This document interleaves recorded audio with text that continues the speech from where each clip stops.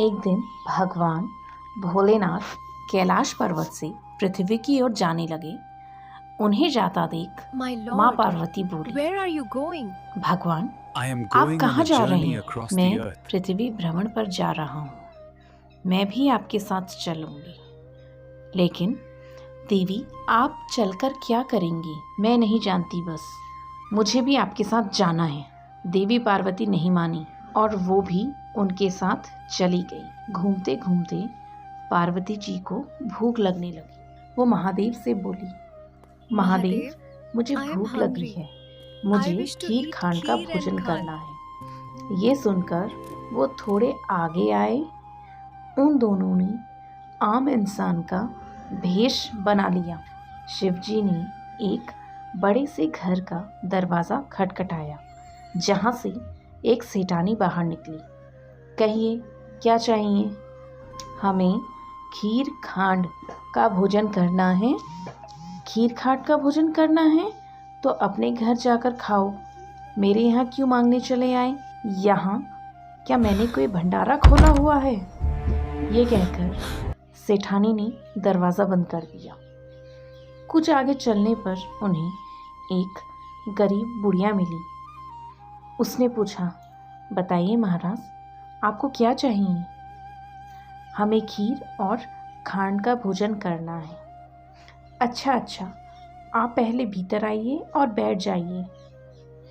उन्हें अपनी झोपड़ी में बैठाकर वह रसोई में चली गई। लेकिन रसोई में अन्न का दाना भी नहीं था। वो बुढ़िया माई कहीं जाने लगी। तब शिवजी बोले, बुढ़िया माई, आप कहाँ जा रही हैं? मैं दूध, चावल और खांड लेने जा रही हूँ। उसकी ज़रूरत नहीं है। आप अपनी रसोई में देखिए, वहाँ सब कुछ है। नहीं, मैं अभी रसोई से आई हूँ, वहाँ कुछ भी नहीं है। इनके कहने पर आप एक बार जाइए तो माई। माई वापस से रसोई में गई, जहाँ सब सामान था। यह देख बुढ़िया माई हैरान रह गई। उसने झट से खीर बनाई और महादेव और पार्वती माता को खाने को दे दी।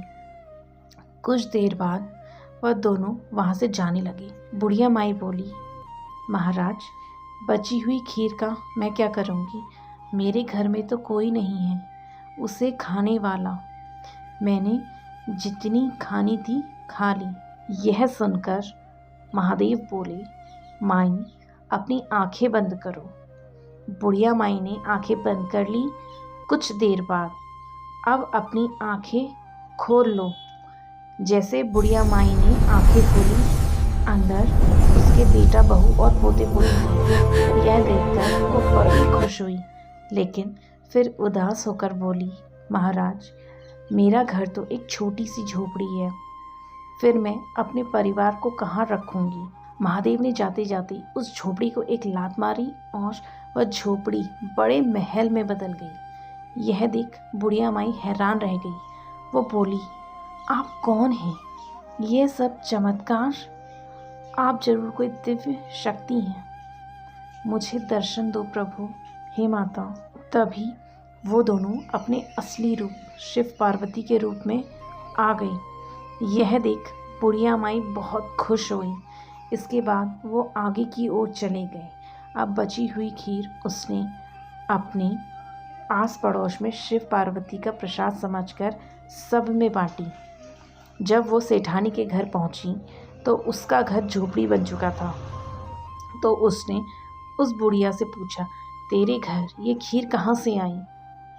तेरे तो खुद ही खाने के लाले पड़े हैं। मेरे यहाँ पार्वती माता और शिव आए थे, उन्होंने ही मुझे यह सब दिया है। और तेरा घर इतना बड़ा महल जैसे कैसे बन गया? उसने उनको रोक कर पूछा, महादेव, मेरा धन आपने उनको क्यों दे दिया?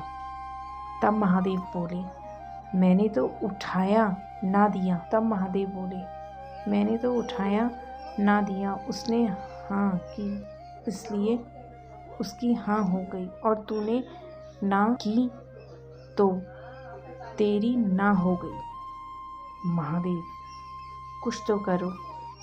तब महादेव बोले, जा, काम तेरा रुकेगा नहीं, धन तेरा जुड़ेगा नहीं। यह कहकर महादेव वहाँ से चले गए और सेठानी अब दिन रात मजदूरी करती रहती, लेकिन फिर भी उसकी कमाई कहीं ना कहीं ख़त्म हो जाती। उधर बुढ़िया माई, जिनके पास आज तक कुछ नहीं था, वो अपनी नेकी के कारण अब काफ़ी अमीर हो गई थी और उसके पास उसका भरा पूरा परिवार भी था, जिसके साथ वह खुशी खुशी रहने लगी।